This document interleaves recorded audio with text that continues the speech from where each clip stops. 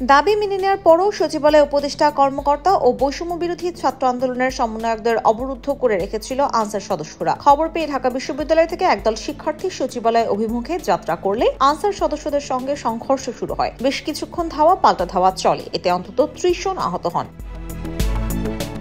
শিক্ষার্থীরা লাঠি হাতে সচিবালয়ের উদ্দেশ্যে রওনা দেন। সচিবালয়ে পৌঁছালে আনসার সদস্য ও শিক্ষার্থীদের মাঝে হাতাহাতি হয়। হাতাহাতিতে উভয় পক্ষের বেশ কয়েকজন আহত হয়। সংঘর্ষের শুরুতে উভয় পক্ষ ধাওয়া পাল্টা ধাওয়া করে এবং ইট পাটকেল নিক্ষেপ করে। এক পর্যায়ে কয়েক রাউন্ড গুলির শব্দ শোনা যায়।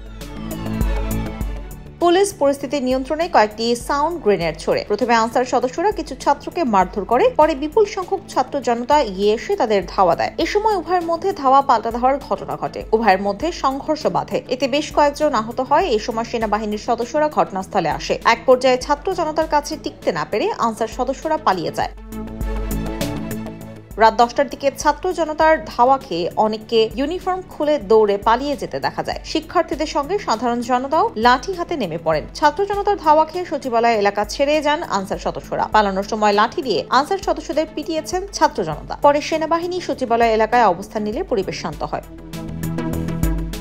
আহতদের ঢাকা মেডিকেল কলেজ হাসপাতালে নেওয়া হয়েছে। আনসারদের মারধরে আহত হয়েছে প্রথম আলোর ঢাকা বিশ্ববিদ্যালয়ের প্রতিনিধি আসিফ হাওলাদার। সচিবালয়ের সামনে শিক্ষার্থী ও আনসারদের মধ্যে সংঘর্ষে বৈষম্য বিরোধী ছাত্র আন্দোলনের অন্যতম সমন্বয়ক হাসনাত আব্দুল্লাহ আহত হয়েছেন।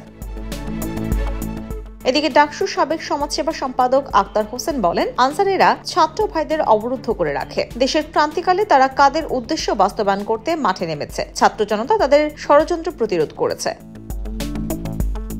চাকরি জাতীয়করণের দাবিতে 2 দিন ধরে আন্দোলন করছেন আনসার সদস্যরা। আনসারদের দাবি মেনে নেওয়ার পরও সচিবালয় অবরুদ্ধ করে রাখার জন্য আনসারের সাবেক মহাপরিচালক মেজর জেনারেল একেএম আমিনুল হককে দায়ী করেছেন বৈষম্য বিরোধী আন্দোলনের অন্যতম সমন্বয়ক হাসনাত আব্দুল্লাহ। একেএম আমিনুল হক সাবেক পানি সম্পদ উপমন্ত্রী এনামুল হক শামীমের বড় ভাই।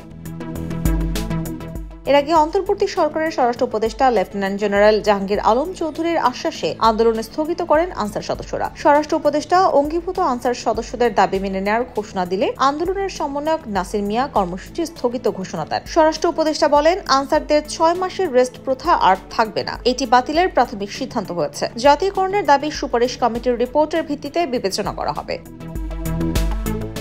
দাবি মানার আশ্বাস দেওয়ার পরেও আনসারদের একটি দল মারমুখী হওয়ায় নিন্দার ঝড় উঠেছে। দাবি উঠছে কঠোর ব্যবস্থা নেয়ার।